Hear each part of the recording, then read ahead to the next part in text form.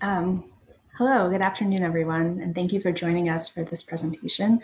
I am trying to figure out how to share my screen, and we will start from there. Great. Can everyone see my slides? Wonderful. So good afternoon, and thank you all for joining. My name is Alexis Mann, and I'm a program associate at the John T. Gorman Foundation. At the foundation, I oversee our portfolios and grants related to assets and wealth building, along with workforce and economic development. Today's discussion will focus on the importance of assets and wealth in helping vulnerable families build economic stability and well-being. During this session, panelists will draw on their diverse experiences to explore questions of how wealth building can become more equitable and what public-private partnerships can do to advance this work.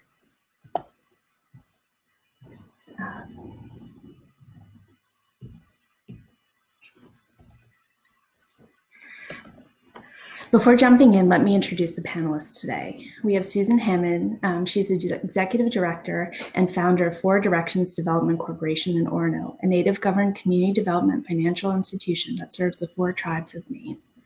Janice de Lima is the Vice President and Community Reinvestment Act Officer at Norway Savings Bank, and Claude Rwange is the founder and executive director of Prosperity Maine, an organization dedicated to providing new Mainers with free financial and educational support. I'll begin the session with a grounding in the importance of wealth and asset building for vulnerable families and national trends associated with disparities in wealth ownership. My presentation will follow the following structure. So I will begin by looking into these 4 areas. First, why are we talking about wealth as it relates to vulnerable families, and unpacking the importance of wealth as a unique family resource, the role debt plays in compounding the fragility of marginalized families. I will then lay out the racial and gender wealth gaps and who has access to wealth and the structural drivers of these trends. And finally, the importance of wealth building pathways rooted both in financial and employment systems.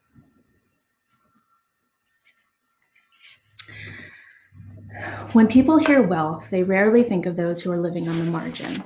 Instead, policy and program for vulnerable families often focuses on issues related to employment and income. Yet what the pandemic has demonstrated, and a growing body of research has identified, is that access to wealth is especially important for vulnerable households.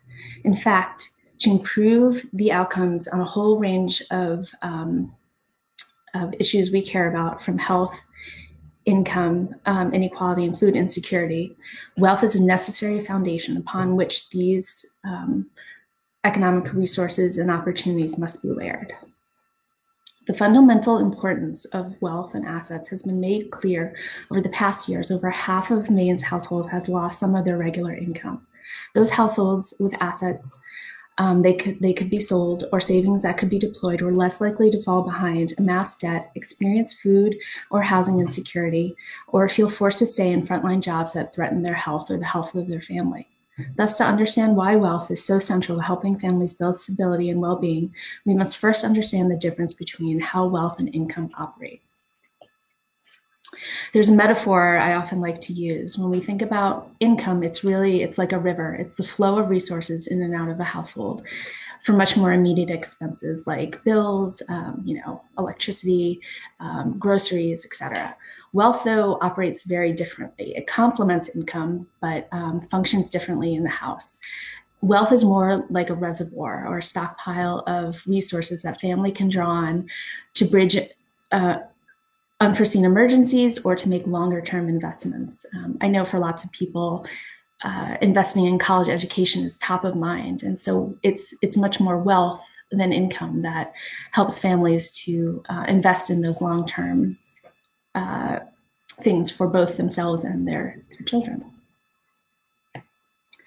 In this way, wealth is unique because it offers families the flexibility to balance short-term needs with the ability to invest in longer-term hopes and dreams. Like all families, low-income parents want to be able to provide for their children. Yeah. Live in a safe home, be able to put food on their table and cover their bills.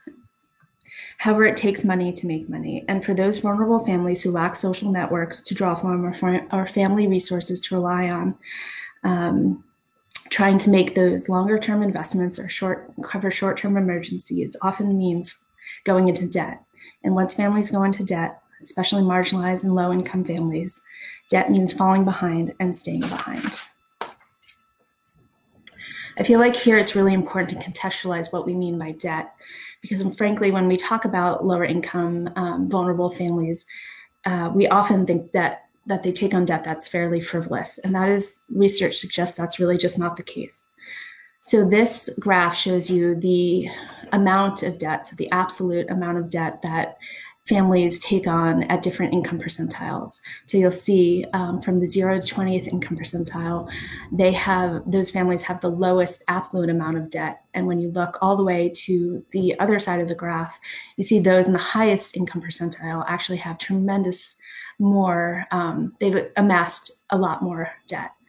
What's also, I think, particularly important about this slide is that it's not just about amount of debt, but type of debt. And you can see that the ratios are very similar across income percentile, meaning primary income is the largest portion of debt amassed by families, whether it's at the lowest income percentile or the highest, followed then by installment loans, and that's loans that happen every month. For example, student loans or auto loans, and then credit card balances. What I think is particularly important and striking, though, is that while lower income families might take on less absolute debt, their ability to pay off that debt is much harder. So this graph shows the debt to income ratio by percentile of income. And what that means is the ability of families to pay down their debt by their income. And you see that it's much harder for families at the lowest income percentile to pay down their debt, even though they have an absolute debt that's much smaller than, for example, those at the highest income percentile. So if you think about this, it's not surprising because as we outlined above, vulnerable families take on debt because they don't have incomes or family resources to make full or partial investments. So this brings us to, I think, a really central question, which are, who are the families that are most vulnerable to growing debt and limited wealth?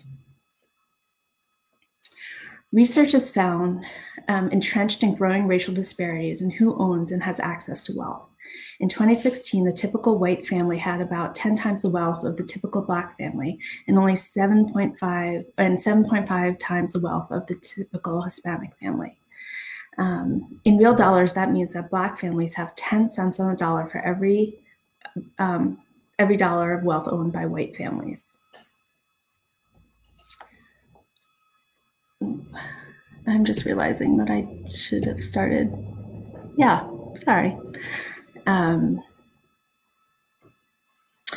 So here I want to underscore, I think that there's a real pervasive narrative that one has limited wealth because they haven't invested in the types of opportunities, or that there's a meritocracy narrative, right? If you achieve more, you should have more wealth and more income, when in fact, data suggests that that's not in fact the case. So here we see that white families with a high school degree or less have about $95,000 worth of wealth. When you compare that to Black families that have a high school or have a bachelor's degree or higher, you see that there's about $30,000 difference between those white families with a high school degree and less and Black families with a bachelor's degree or higher. So it's not about achievement necessarily. That doesn't help to explain the racial wealth gap. And of course, if you compare white and Black families with similar educational attainment, you see that tremendous wealth gap. So I think this leads to a really important question. What has created these stark disparities? This gap, again, I want to underscore, is not created because of individual choices or actions. Gaps in wealth between Black and white households are a result of structural discrimination and compounding inequality that has roots in the creation of our country.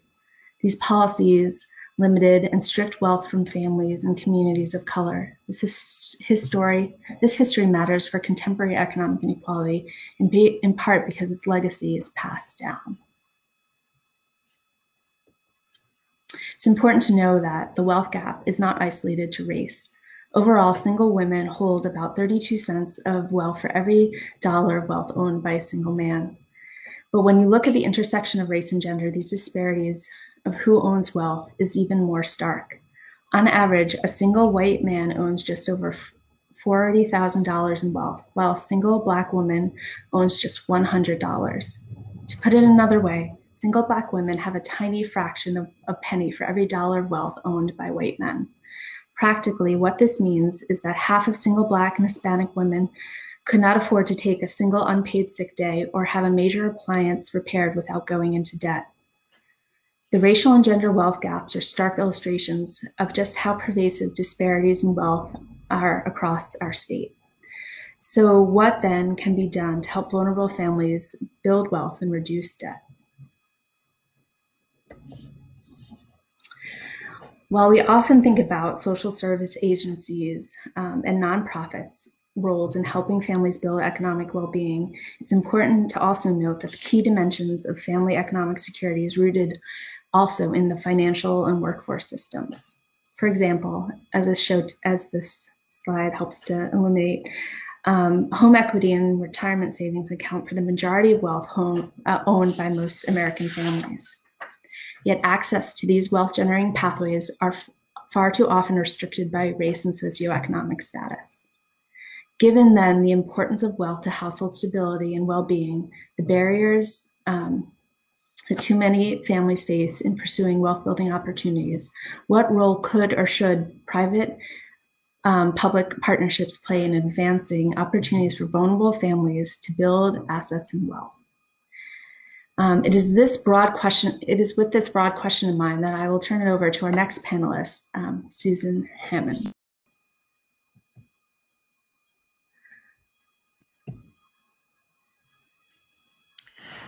Great. Thank you so much, Alexis. I have a PowerPoint as well, so I think we're going to set that up. There we go. All right, so good afternoon, everyone. I'm really pleased to be here to talk about For Directions Development Corporation and the work that we're doing in the Native American communities here in Maine. So we can go to the next slide. So I just wanted to give you an overview of For Directions Development Corporation, who we are. And my presentation will speak about wealth building in the Native communities and the tools that we use. Primarily, our most important tool is homeownership, which is one of the most used wealth building strategy throughout the United States. So just to give you a quick overview, For Directions is a nonprofit Native community development financial institution, and we're certified by the U.S. Department of Treasury. But we're also a licensed supervised lender through the state of Maine. But most importantly, we are led and managed by the Wabanaki people. Our board membership is made up of representation from the tribal communities that we serve. We were initially created by the Penobscot Nation back in 2001 as an independent community revolving loan fund, but we did quickly expand to serve the other Wabanaki tribes, the Mi'kmaq, the Maliseet, and the Passamaquoddy. And we feel that we are uniquely positioned to provide Wabanaki-level programs and technical assistance and the vital resources and tools for nation. So our mission is to improve the social and economic conditions of the Wabanaki tribes in Maine. And the Wabanaki means people of the dawn, and it is comprised of the 4 tribes here in Maine, the Maliseet, the Mi'kmaq, Passamaquoddy, and Penobscot. And we improve those social and economic conditions through education and investment in affordable housing, tribal business ventures, and Native entrepreneurship. But our overarching value is really Wujukam Tultine, which is we help each other.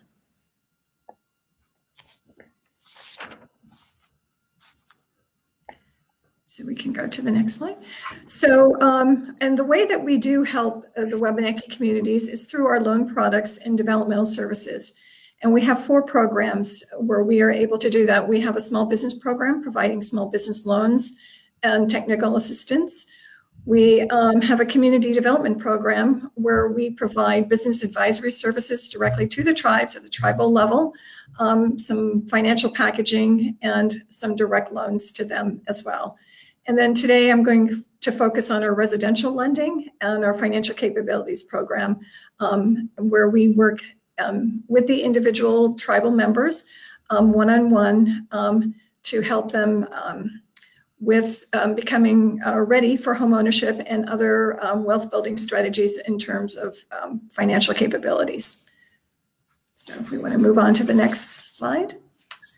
So since we opened our doors back in 2001, we've had some significant impact in the tribal communities. We have lent out over 17 million in loans, and what comprises that is we've lent out 3.8 in our community development lending and able to help the tribes develop affordable housing for elders and single-family tribal members.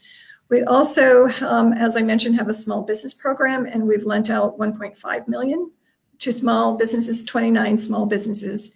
And then the majority of our lending is our housing loans, and we've lent 12 million to about 235 families. But in addition to our lending, we also have financial capabilities, and that provides financial education and group education and one-on-one counseling.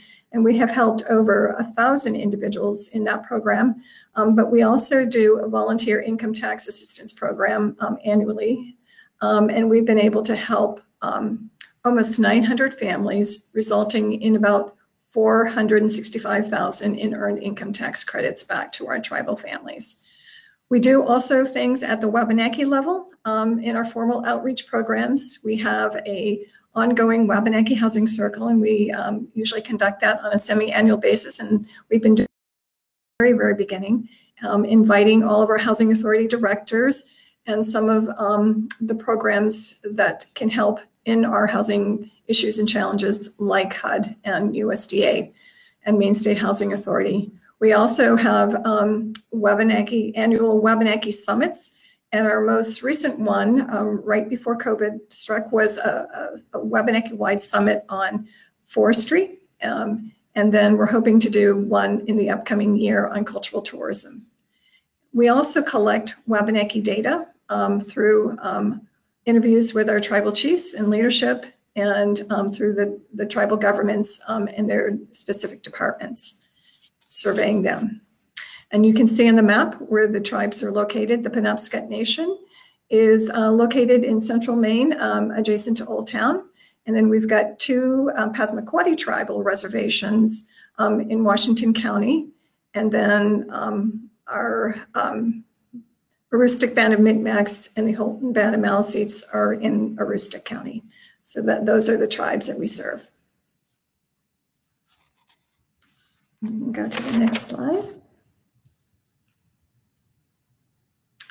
So I just wanted to share with you some of our Wabanaki housing statistics. As I said, we work very closely with all of the tribal housing authority programs, and we know that they have very long housing waiting lists, but their funding is limited, and it really limits their ability to address the housing shortfall. The tribes also experience high unemployment, ranging from 12% with the Penobscot Nation to 60% with the Passamaquoddy tribes in Washington County. And we also have high poverty levels, 36 to 65%. Our home ownership rates in the Wabanaki communities are extremely low. In fact, 2 of our tribal communities, the Holton Band of Maliseets and the Aroostook Band of Micmac, have 0% home ownership in their tribal communities. And there has been limited access to capital in the tribal land, primarily due to the special status of the tribal trust lands. And Four Directions was conceived and to address those those issues, primarily access to capital and the ability for homeownership in the tribal communities. So if we want to move to the next one. So the way that we address the challenges that we have with regard to home ownership is we start with financial capabilities in our programming. We really want to prepare our membership for home ownership, and we do that through one-on-one counseling. We do have some group education training as well, but and a home buyer education program and training. And if our members have not purchased a home in the last 3 years, we do require that they take a refresher home buyer education training course. And then, as I said, we do have the free income tax preparation services. And we also have created a Wabanaki Match Savings where our members can save up to $300, and we would match that with an additional $600. So, and those funds can be used for a down payment on a home or to pay for the closing costs on a housing loan. We feel that this really prepares our potential borrowers for home ownership, and the home buyer education training that we provide also focuses on the special status of owning a home in a tribal community and some of the challenges associated with that to prepare them for that. And the one-on-one counseling can actually range until their needs are met. So moving to the residential lending slide. Sorry, Jeanette. We do offer a wide range of housing loans to assist our tribal members. We have a purchase residential loan.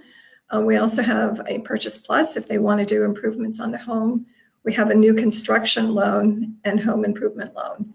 We also are able to provide loans for mobile homes. And the rates that we create is very different than what some of the conventional lenders do.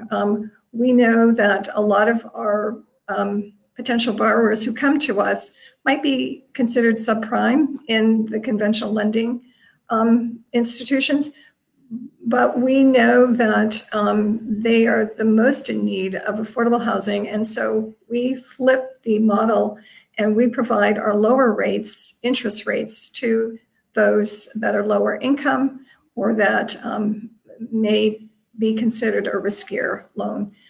Because we have always felt from the very beginning that if we provide them an affordable loan product, they will be able to make the payment. And that's really our mission, is to ensure that it is affordable.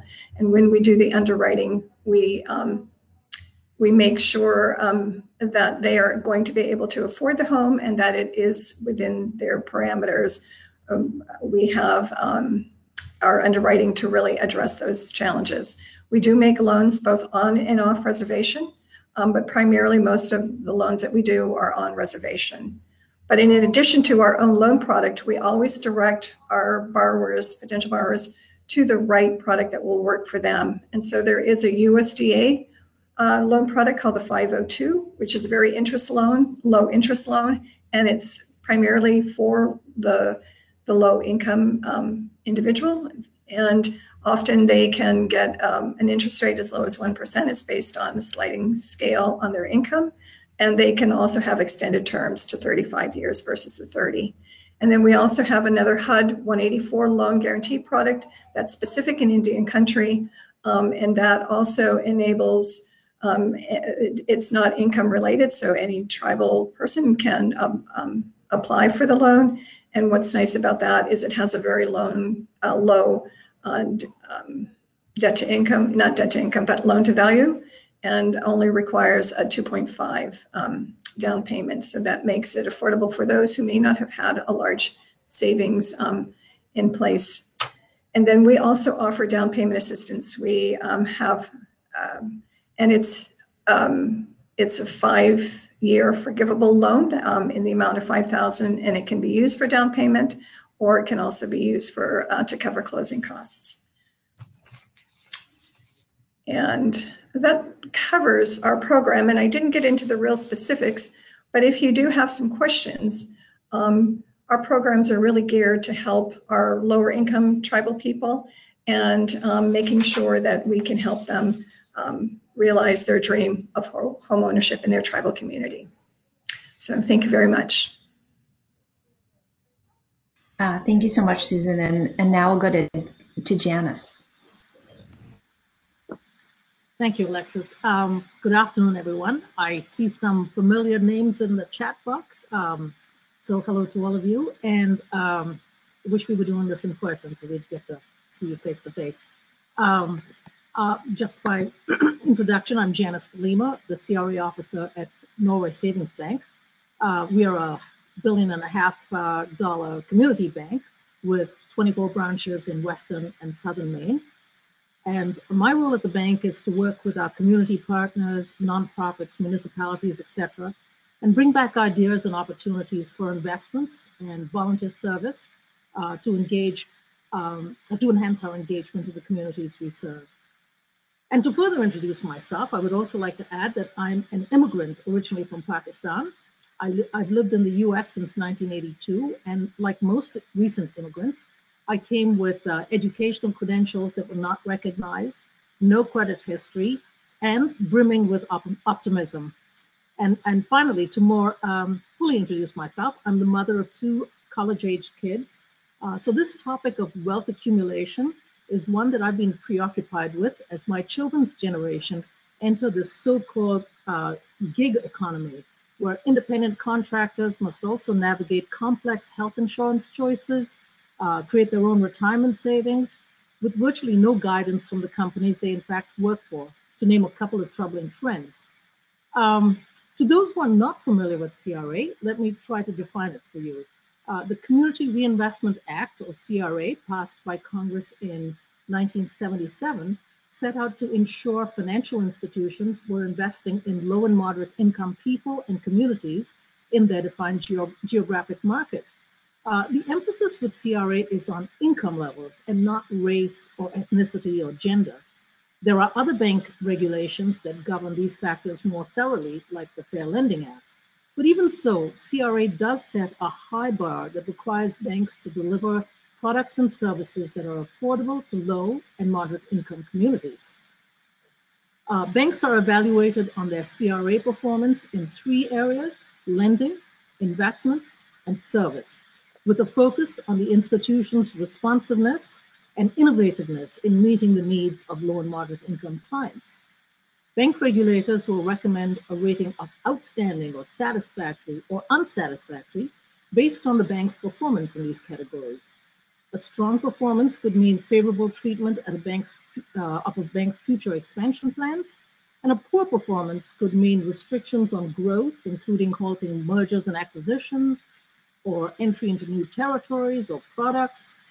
In a nutshell, CRA takes a carrot and stick approach to encourage financial institutions to be inclusive when it comes to lending and to making investments in low and moderate income communities. As an aside, I'm proud to say that Norway has received an outstanding rating for the past 2 evaluation cycles, and clearly we take this work seriously at our bank.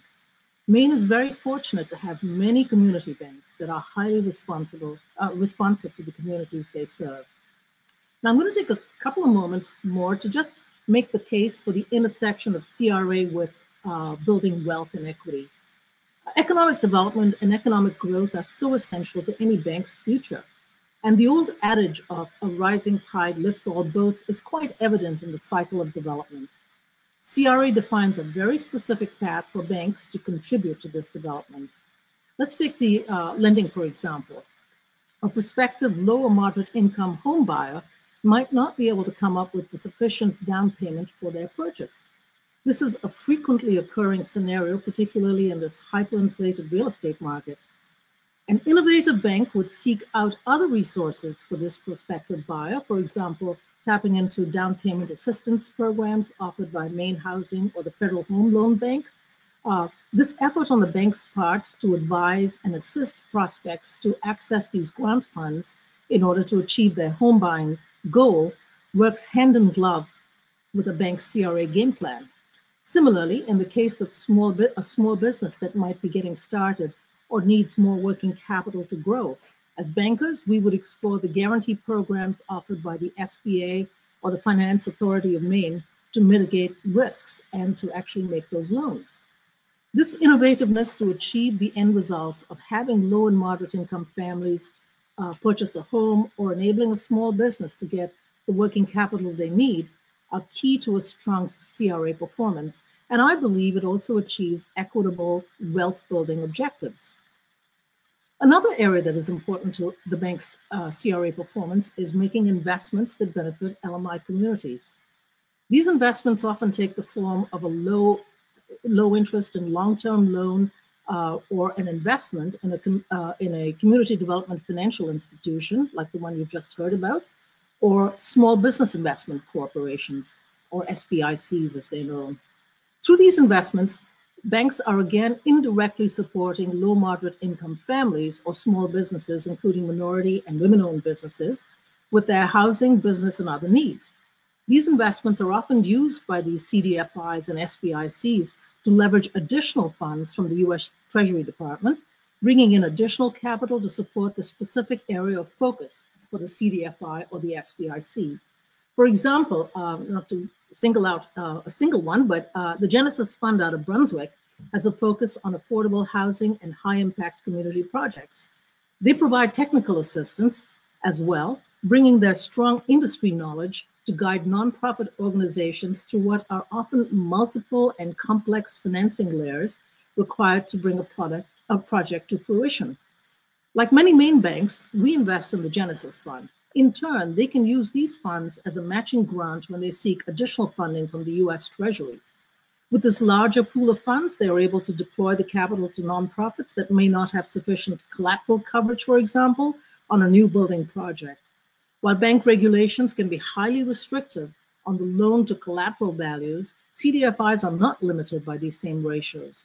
Therefore, they play an important role as a capital resource on housing projects or even business ventures.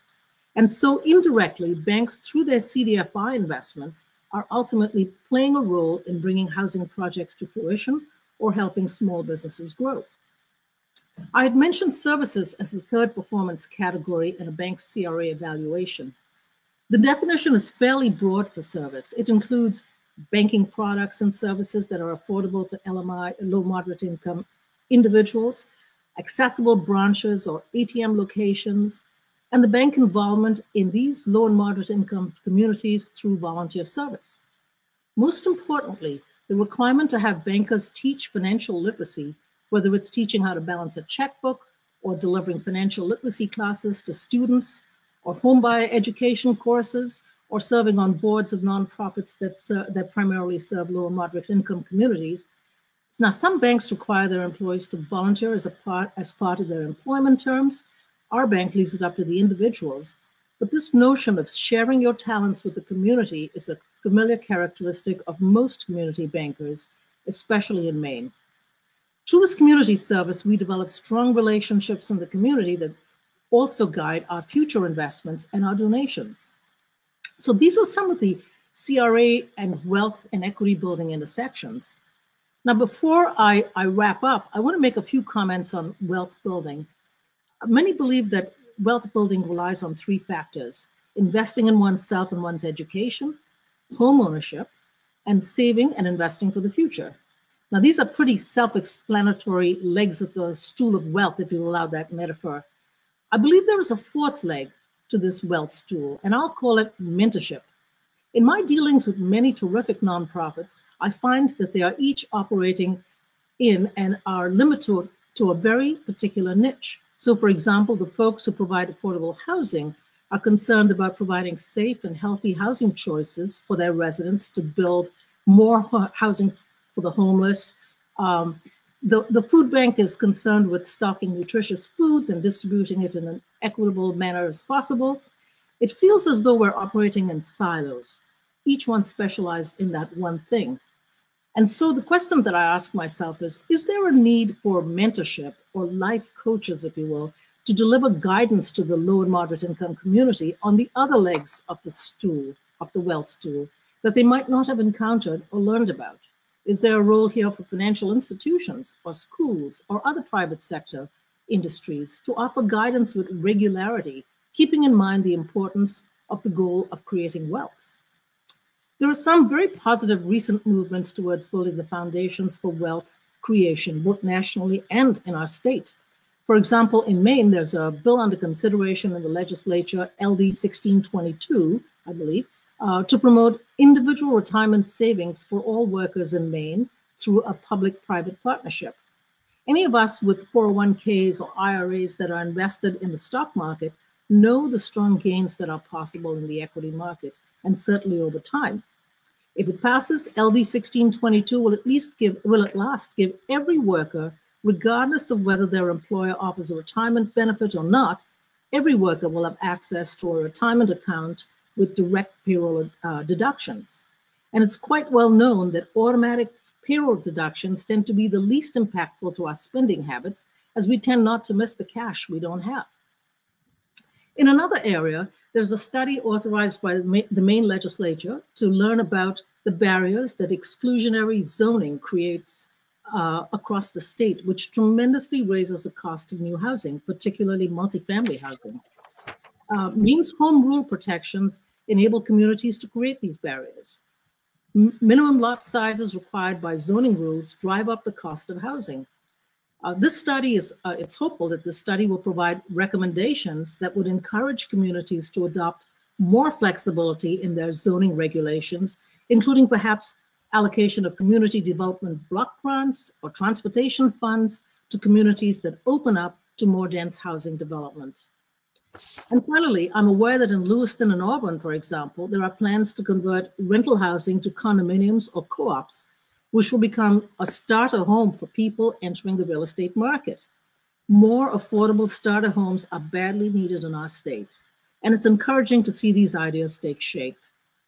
So to wrap up, I guess I'd say I'm with the utilitarians who believe the only thing that matters is the consequences, not the intentions, not the motives, just the consequences. And I strongly believe we can together move the dial on more equitable wealth building here in Maine. Thank you for your attention. Thank you so much, Janice. And to round out the conversation, Claude will be joined by Claude. So please jump in. Thank you, Alexis, for wonderful opportunity to come and share this wonderful topic. I know that we can talk a lot about our own organization. I'm not sure if we're going to have enough time to talk about the wealth gap that you started introducing today, which is really great. For those who don't know me, my name is Claude Raganje. I am the founder and executive director of Prosperity Maine. So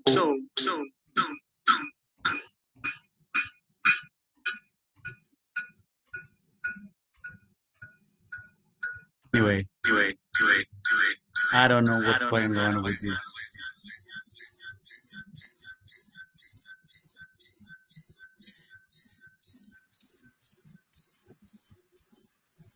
Claude, do you want to try muting yourself and see if coming back in?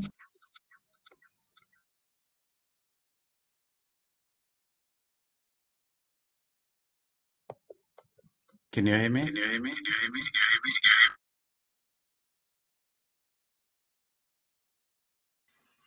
All right. Why don't you try one more time? And if not, maybe you can talk with Jeanette and can jump into some questions, but try again.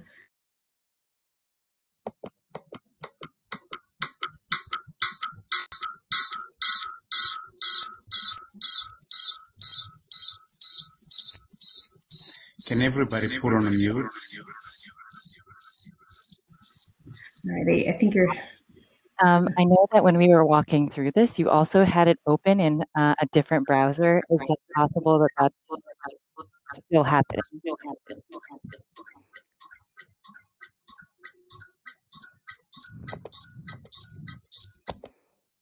Perfect. That's it. I'm sorry. Don't worry about it. I apologize. Anyway, so let me, I just wasted like a 3 minute there. I'm sorry. It was another browser open. That's the technology. Hopefully that in the next few months, we'll be able to get back on track with face-to-face rather than doing this on Zoom. As I said, my name is Claude Rwaganje. I am the founder and the executive director of Prosperity Maine. Prosperity Maine's mission is to empower through education and counseling members of refugees and immigrants community to invest in themselves, to build financial stability, career, business, and wealth. So that is our mission. We have a slogan. The slogan that we use at Prosperity Maine, which is very simple, is to say, we don't say no to anyone who comes our way, but we simply say, how? We have to find a way to solve the problem without necessarily sending someone back. What do we offer? Our program, a little bit, as you hear our name, Prosperity Maine, formerly known as Community Financial Literacy, we provide a variety of programs that I'm going to just go quickly in a simple way. Our main focus is financial education because we're dealing with the people who come with the less information, no other background of financial education.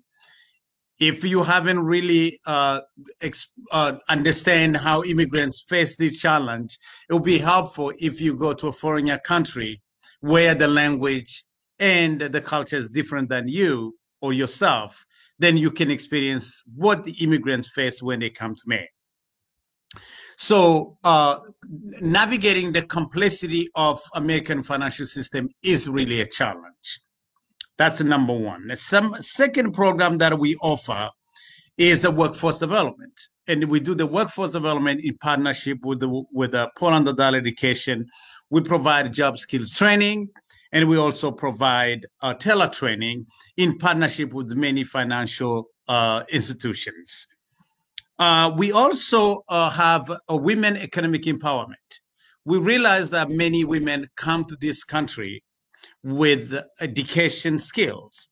However, they are unable to go back and use those skills unless they are empowered. And we've been offering this program with in-house presence to build more skills, more momentum to these women so that they understand that the package they have can really be used and be successful. The third program that we offer with our new Mainers is housing. We started a small program with a security deposit with the immigrants in partnership with Infinity Federal Credit Union to just provide security deposit for asylum seeker, whom we know they can't access security deposit anywhere else unless you ask them to go knock at different doors to ask for any help to collect $1,000, $1,500 to give for security deposit. So, and then now we just moved into a bigger program with the Maine State Housing to actually offer the relief fund into the rental assistance with the Maine State Housing to help people who have been affected by COVID.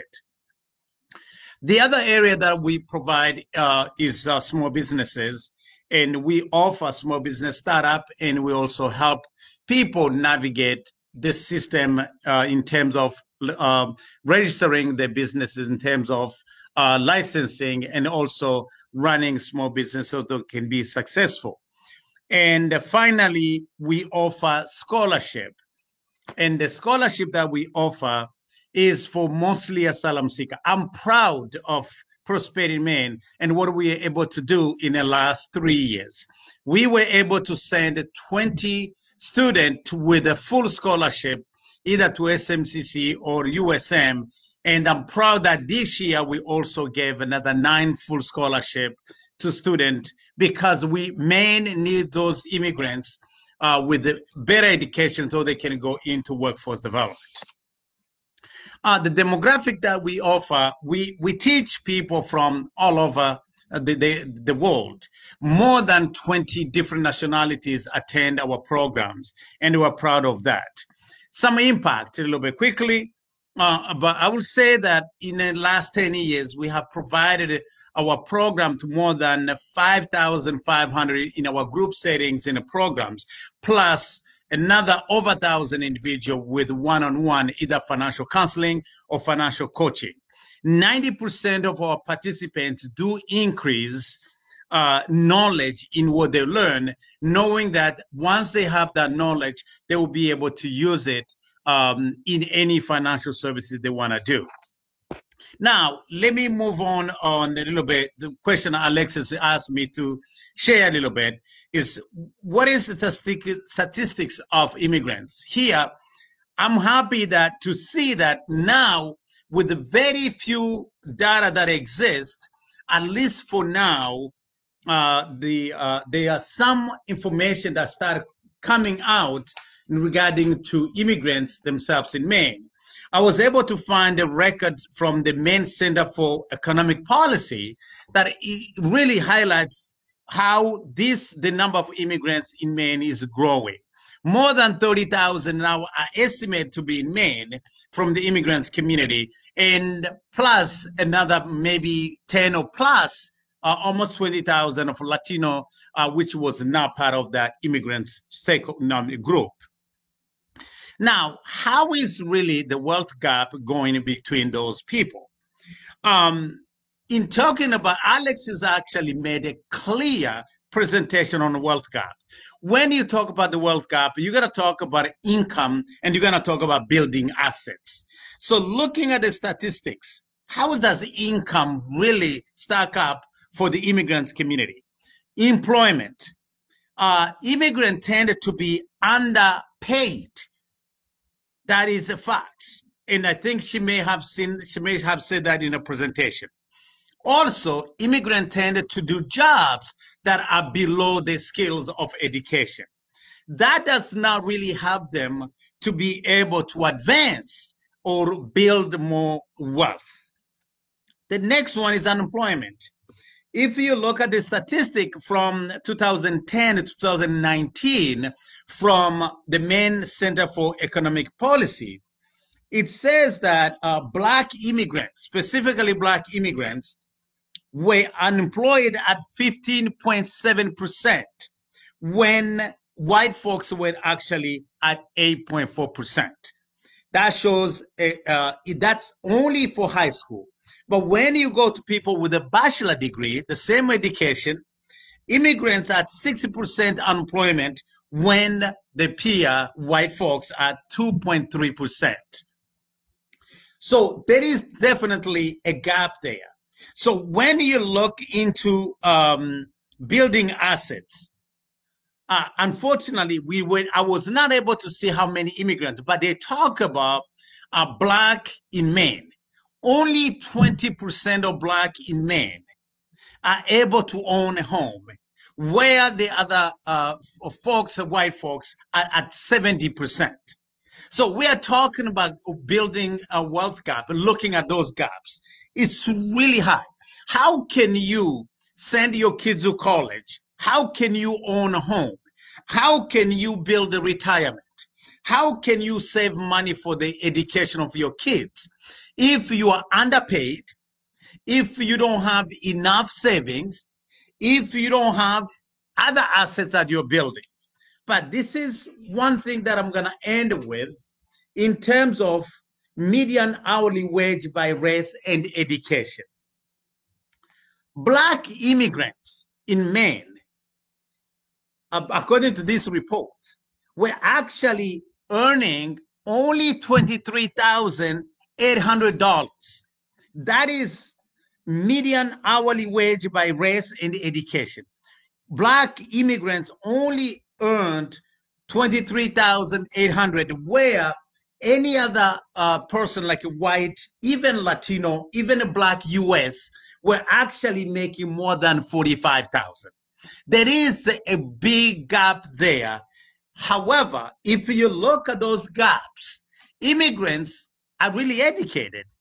If we are able to close the gaps, if college-educated men of color were hired for jobs suitable match with their skills at the same rate as white men, it will increase men's annual earning by 47 million. That's one of the suggestions they gave. And the second one, if people of color are paid less than white men, that's obvious. Even with the same education, closing this wage gap would restore more than 214 million in annual wages. So I think if we have time, we will talk about what needs to be done to really remove those barriers. But I was so happy that Maine Center for Economic Policy are actually having some data that shows the gap between immigrants and specifically Black immigrants versus the other. And thank you very much for listening to me. And I apologize for the technology issue that happened at the beginning. No worries about the technology. I think we're all trying to figure it out. But thank you so much, Claude. And thank you to all three of our panelists today. I think hopefully what came across in this conversation is just how important wealth is to vulnerable families in their ability to build wealth or build economic well-being, but also that each three of these panelists is doing really thoughtful, innovative work around the continuum, right? What is the role of banking? What is the role of CDFIs? What is the role of financial education in this process? And with that lens, I would encourage the audience to enter some questions if you have any in the chat. But to kick things off, I have a question for the panelists that, you guys each represent such an important component of this work of how we invest in families and communities to make sure they're able to build wealth. But what pieces are missing? What partnerships do you wish were at the table? What resources do you all need to be able to scale this work and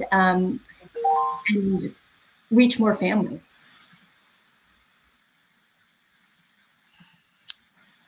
I think, okay, go ahead, Janet. Go ahead, Janice. No, please go ahead.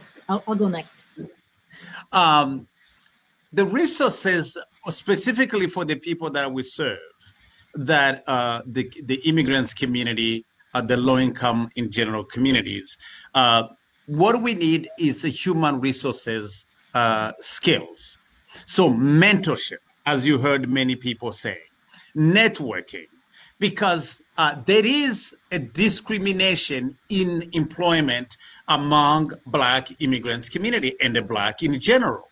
So the reason I said the human resources tools are needed is to remove the systemic racism that exists, to allow people to get back into jobs that really require their skills, that give them the education they have. Otherwise, men will continue to see this gap and people will continue to move on when we need them the most. So the advocacy of white folks to the businesses, to their peer, to be able to accept these immigrants, to mentor them, network with them, allow them to get jobs. That's the most additional resources is to continue to provide such education, not only to the immigrants, but also to the Native Americans. Because the integration that we're looking for is not a one way, it should be two ways. How do we lower the gap that exists? But the resources is the philanthropic organization to support the organization that are working, is to talk to small businesses to really understand that we need these immigrants, we need these Black communities, we need to put them into services that they deserve. Thank you. If I could go next, there are a couple of points I want to make. First, at the risk of sounding self-promoting, and I really don't mean to, but I think banks and credit unions have and bankers and credit union employees have a really vital role to play here, in the sense that they are aware of programs, they are aware of how to connect the resources in the community with the individual who might clearly not have enough information. And so to the extent we can encourage people to not just use the bank for the drive-through. I mean, probably in this environment, yes, use the drive-through, but to develop those relationships. I mean, I know we put our people out in the communities to volunteer and serve, but those relationships, to Claude's point about mentorship, and I firmly believe, lifelong coaches or some kind of relationship that lasts more than just one course or one program. Those relationships are so fundamental. I see it with my own children and myself for that matter. Over the years, there have been many influences in my life. At different stages, people talked about why to have the retirement savings account. I remember my first boss sitting me down and saying, open an IRA at 20-something. I was not hearing any of it and not accepting it. But today I look back and think, what a phenomenal opportunity that was for me to have that kind of relationship and engagement by an adult or an older person who was willing to sort of give me that guidance. So I think to the extent we can encourage people to build those relationships with people in the financial world who are probably a little bit more connected with resources that help build wealth, I think that would be great.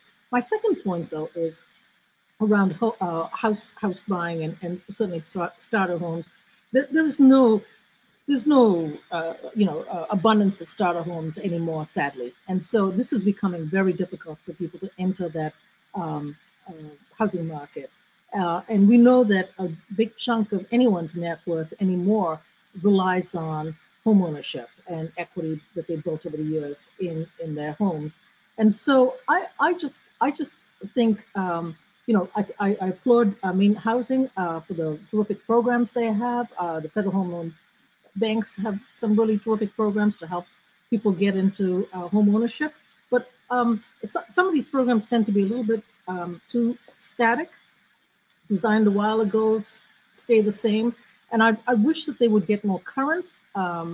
Clearly, home prices, this bubble that we're in right now, not sure how long it'll last, but it's become almost impossible for people to get into housing these days. But I wonder if there are better ways to, develop programs that will assist in this capacity. Sort of that private-public partnership that could take a new form, because it clearly is needed at this stage.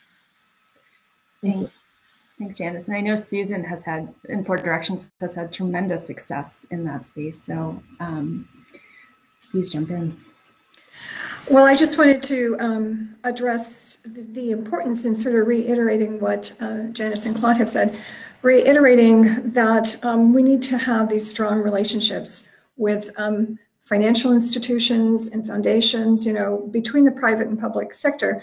Learn about some of these organizations that are working in this wealth building space, understanding what their challenges are, where the gaps are, knowing too that this is developing trust relationships and knowing that these are going to be long-term. They're not short-term relationships. They have to be anywhere from 5 to 10 to 15, 20 years because it takes time for the work that we're doing. It takes time. And it's not a quick fix. And it's really, we're here doing this work for the long haul because we know these kinds of changes do take time. And it's important to have strong relationships with these foundations and other financial institutions that are going to support the work that we do and help us be here and be sustainable. And that's sort of where I put my focus.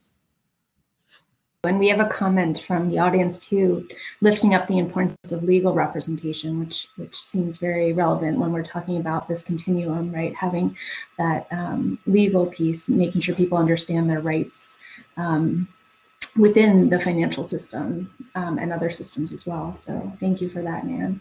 I think I don't see other, barring other comments from the audience, but please offer your questions if you have them. I'm also wondering, we've talked a lot about what is happening and potentially, some of the policy or legislation that's being considered at the moment. But I'm wondering from each of your perspective, when we think about what's happening and where we need to go, do you see space for innovation, whether you're talking about, your specific institution or a system more broadly? Where do you see space for innovation to think about wealth building for vulnerable families?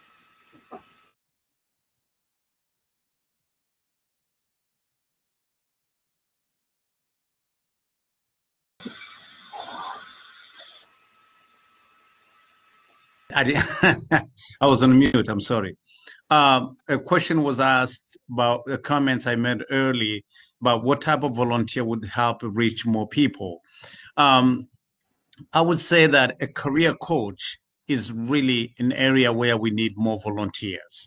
Building a career takes a long, long time. So I've seen people making a resume that started with, I am Claude Roganja, I'm married with my wife, and we have 3 kids. So that is a typical resume that they used to. So now, if anyone sees this resume, definitely this will be rejected by them. So now we need more a career coach to help people really build more skill set that the employer would be looking at, not being rejecting every time when they apply for a job. So in our program, our scholarship students always look for volunteers. They can help them while they're navigating the education and other lives so that they can really help themselves to be successful. We also have needs and housing coaches who help them. I know some of the landlord always take away some of the security deposit at the end of the lease. So we always look for ways to help people in a mentorship. Now, answering that, I forgot the question I was going to ask. Alex, if you can repeat that question. Asking what type of innovative strategies or partnerships you feel like need to be at the table for the work. Right. So I would just say, to allow my colleagues to comment, I will say we need to go back and look at the systemic issue that exists. This system we have, I recall having a discussion with my colleagues in Lewiston sometime last year, and we were looking at the system, the way system is designed. Definitely this system we have today was not designed to help immigrants, was designed to help white folks and low-income white folks, not necessarily new people with the language barrier, with the culture barrier, with all sort of things. So now, in order for us to be more inclusive and look at the building wealth, so we need to look at the systemic issue that exists and make sure that we change them. So otherwise, if we go by, George Floyd, for example, was killed, and now every organization will go and implement a DEI into the portfolio, but without necessarily training everybody, every employee of the organization to look into what they're offering and to change it, it won't change anything. So now as the time goes by, things will be different. Now we'll be forgetting about what happened last year and we move on. So, but that's not solve the problem. If we forget about what happened to the MENAs, immigrants, with the 30% of MENAs representing 1% of the population, having 30% of COVID related to immigrants or Black people, that does not solve a problem. So we need to look into healthcare issue. We need to look into employment issue. How the hiring system is working. How are loans being given to individuals? How are the immigrant accessing capital? So we need to look into those and to make some changes. Thank you, Claude.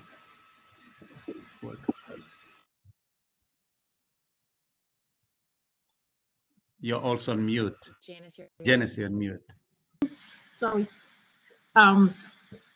So Alexis, that is that is the question to ask. And I know that just looking at who we have in the audience, I know that there are some terrific answers that people will have from the audience itself, because a lot of these people are in the space and coming up with innovative ideas.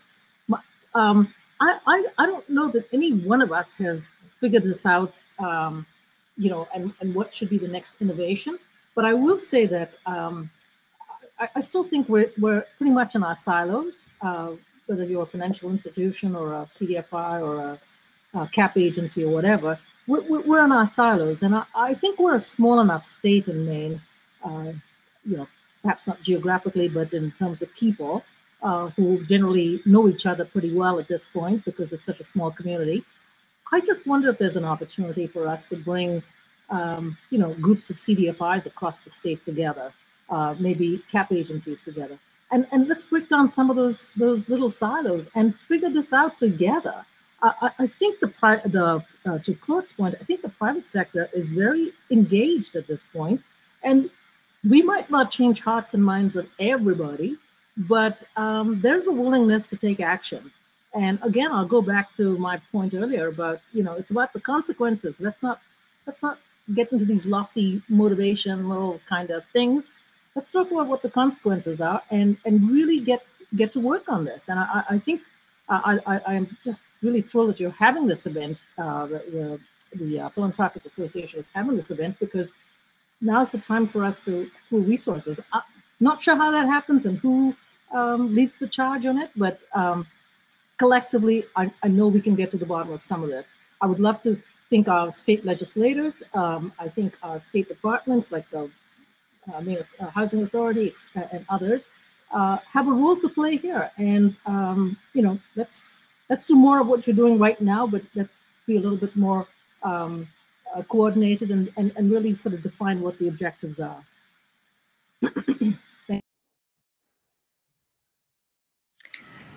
And Alexis, I'll just sort of add to the question, and I'll put my focus on home ownership and increasing home ownership in our tribal communities, because that's sort of where we're putting our current focus right now at Four Directions.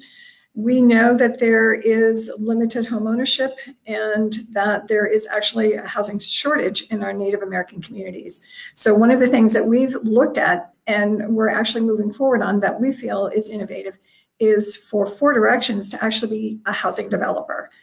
And so that we can begin that process, we know that the housing authorities, the tribal housing authorities, have limited funds. They focus more on rental housing for low-income individuals, but we know that there is a gap, and we feel that we have a place that we can provide housing and home ownership. And so we've been working with some private foundations here in Maine and nationally to provide those program-related investments into Four Directions, which will enable us to take on the role as a housing developer, build homes that are culturally relevant to our tribes, energy efficient, green in nature, and engage the community in the whole process of what kinds of homes and what they want their homes to look like and be. And so we've started that work with the Malseet community, and we're going to build a couple of model homes this summer and inspire their community to see what can be done in their community in terms of home ownership. We'll be making these 2 model homes will be for low-income individuals. We'll price our own housing loan product to address the need that these are low-income individuals, make sure that they have a lower interest rate, and that we also can provide some subsidy to bring the overall cost of the home down for them. So we're really excited about that project because we hope from there we can build an additional 15 homes, home ownership homes, in the next couple of years. So that's some of the work that we're doing and engaging with foundations to provide that necessary funding, which will enable us to do that. Thank you. We have about a minute left, and so I'll just offer a few closing remarks. First, I wanted to thank the panelists so much for their thought and attention to this issue, and also the audience for joining us today.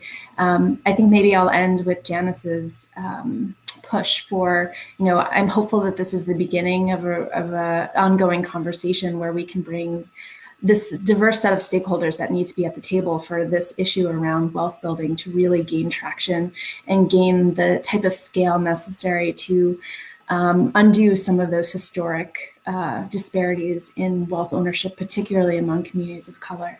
And so I'm hopeful that the audience feels engaged and excited and is willing to come to the table with us. And I look forward to continuing this conversation, but also to Janice's point, not just a conversation, right? How do we create movement? And so thank you everyone for joining us today, because I'm hopeful this is a great first step. Thank you. Thank you for inviting us. Yes, thank you, Alexis, for putting this together. It's been great.